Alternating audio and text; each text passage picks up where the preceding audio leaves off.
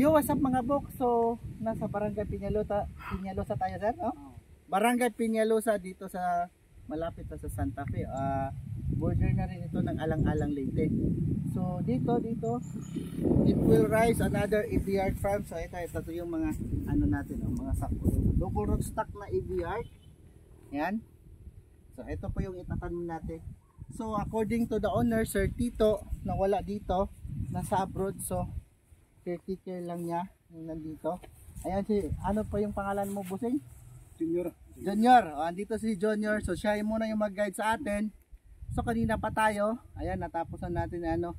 So ang gagawin natin ngayon, sadly, papaliparan ko sana to ng drone pero walang GPS. So hindi makapalipad. So for the meantime, ito na lang muna yung gulok ano natin. Magsasample tayo ng paano itanim. Dahil yung iba, kita nyo naman yung surroundings, pakita mo doon. Yung surroundings ay ano, kailangan pa siyang yung gagawin natin, i-clear na lang natin yung ganyan na pagkakaliman. Ito tayo dito. I-double check ana der ha, basin ay halas der pagkuan igmat. Yan, so ako na yung maglinis. Dito, may bayad ko ha.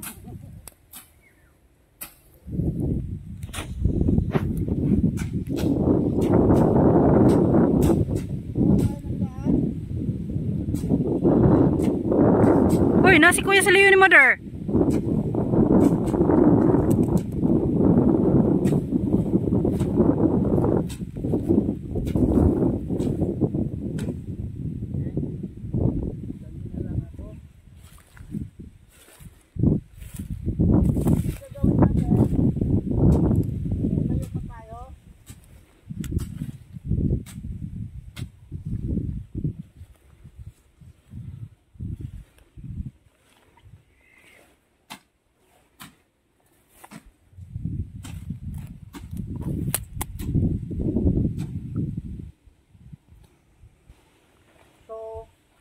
Gagawin natin, kailangan may distansya tayo sa border saka doon sa highway. Barangay road na kasi ito.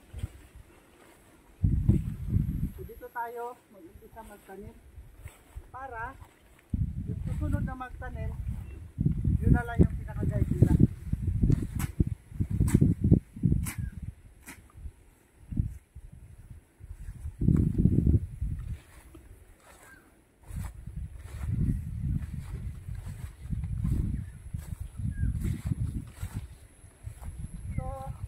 According to Sir Tito, I don't know kung maririnig doon.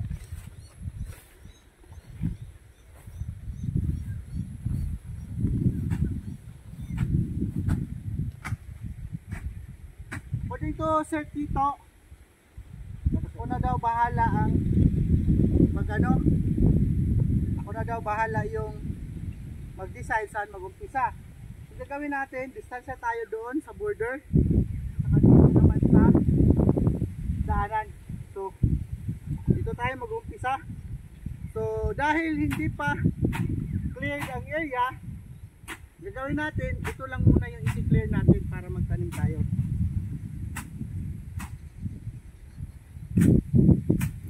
Pag ganito yung ano yung kailangan organic tayo. Ang approach natin organic, pero dahil kumbaga demo ito ngayon, wala, unprepared tayo, kulang nga rin sa tao, wala pa yung magtatanim na tao. So kung gagawin ko, magdi-demo na lang ng proper na pagtanim. So we will see to it na yung susunod na magtanim sila, susunod na 10 meters papunta doon, magagaya nila yung yung sample natin dito. So yan, nililinis na ni Manong Junior yung area. So medyo malinis na. So ang gagawin natin, yung perimeter natin dyan, maghuhukay tayo. Tamang-tama na siguro yan. Manong Junior, ilang meters ideal? 1 meter circumference. Yan. So at least malinis yan dyan, yung paligid. So bakit kayo nagtataka, bakit nililinis natin yan? Dahil pag nagtanim tayo, nag-apply tayo ng abono, posibilidad, hindi lang talaga posibilidad, magiging sagabal, magiging kaagaw sa soil nutrients o sa fertilizer na apply natin yung paligid na damo. So that is the reason kailangan natin mag-ring weeding or malinis yung circumference na within 1 meter. Ayan. Galing sa perimeter fence, ilan yung ideal na distansya bago 2.5? Ang alin? Galing dyan, ilan ba? Ideal. Ang ideal natin, okay na yung 2.5, pero ito yung ginawa natin mga 3 meters ang distansya mula sa perimeter. Yan dyan. Tapos doon naman sa perimeter, most likely, wala kasi tayong dalang panukat, pero tinansya na lang natin at least 3 meters yung distansya. So bakit nagkaroon tayo ng spacing o distansya mula sa ating lupa dito? Doon, kita nyo naman yung mga kawayan na yan, yan dyan, no? Kita yung kawayan na yan. So bakit tayo naglagay ng distansya? Kasi sabi pa nga nila, whatever na mapunta sa kabilang bakod ay hindi na talaga sa'yo. Ang kaihuwan ay kaihuwan na po talaga yung mga ganon. So pag ito lumaki, nagbunga, lumampas doon, tapos yung bunga napunta doon, ay hindi na yung kay Sir dito. So yun yung iniiwasan natin, or ang tinatawag nating boundary dispute. Okay, yung mga kaibigan. And then also, syempre, kailangan natin pangalagaan na yung property natin hindi rin lalampas doon sa kabilang bayan.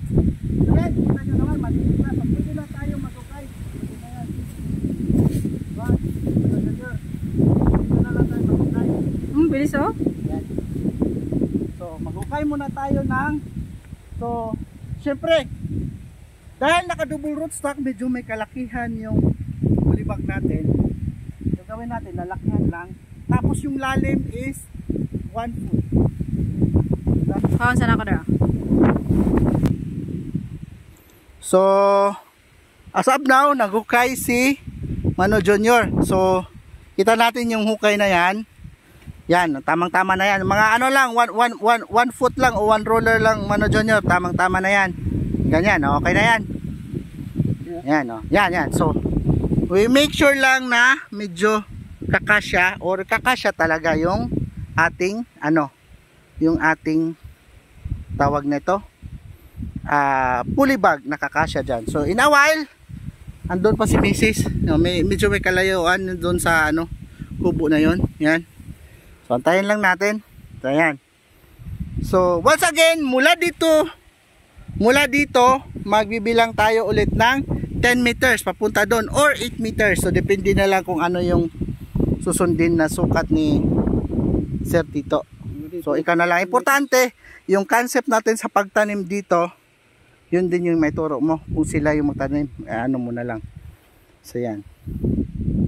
Ang correct term natin, ito, kung meron lang tayo sanang dalang organic o tsaka abono o fertilizer, maglagay tayo dyan. Matapos natin maglagay, saka natin ilagay yung yung lupa o yung tanim, tapos takpan. Okay? Yan, maya papakita natin. Sila na siguro yan si Sir Dennis there. Okay man dagyuta. Sige, go. So ngayon, nandito na, yun, kita nyo naman. So, ito yung sample ng double rootstock natin. Ayan, nagdikit na, wala nang grafting tape dito. So, sinadya natin yan. So, fully conditioned, fully dikit na. Pero yung iba, na itatanim, hindi muna natin tatanggalin. After 3 weeks to 1 month, bago natin tanggalin dito sa Good morning. So ngayon, bago natin ito itanim, tatanggalin natin ito.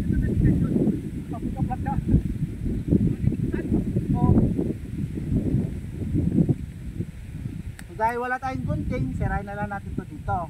Okay.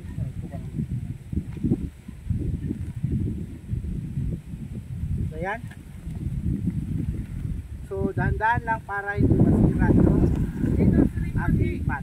So kita-kita nyo naman yung mga roots, oh. Nga to sa luyo, sir?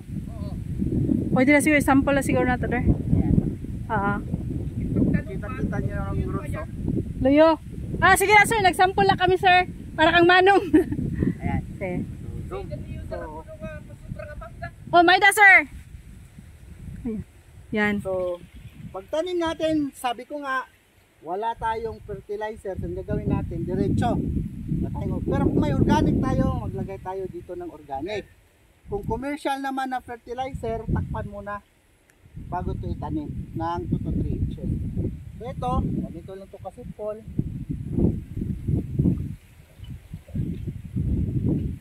Yan. Tapos, balik na natin.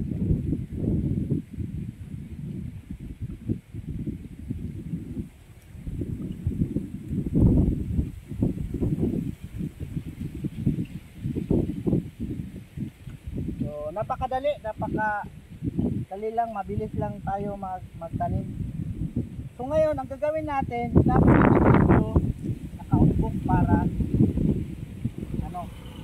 yung tubig ulan ay hindi malo. Mas mainam kung medyo matubigan yung area there, magkanal na lang sa both sides, no? Para hindi siya punta dyan. Oo, drainage style. Yan, ganoon lang siya kasi. Ngayon, ang mangyayari, Junior, dahil sa nagtanim tayo ng walang fertilizer, tapos later on, magkaroon tayo ng budget ng, halimbawa, magpalagay si Sir dito ng fertilizer. Ang gagawin natin, dito na yun sa paligid. Di ba? Dito. Magkakala na dito. Ay, hindi na pa ikot. Triangle lang. Maganda lang dito sa mga isang kutsara lang. Lagay lang dito, butas lang tapos hindi, ganon. Butas, lagay sa kutsara, hindi. Kaya ko, later on, mag-increase tayo na. Yan lang kasimple ang magtanim. So, mula dito sa farm ni Sir Tito sa Barangay Peñalosa, yan po yung ating hatid na sa inyo.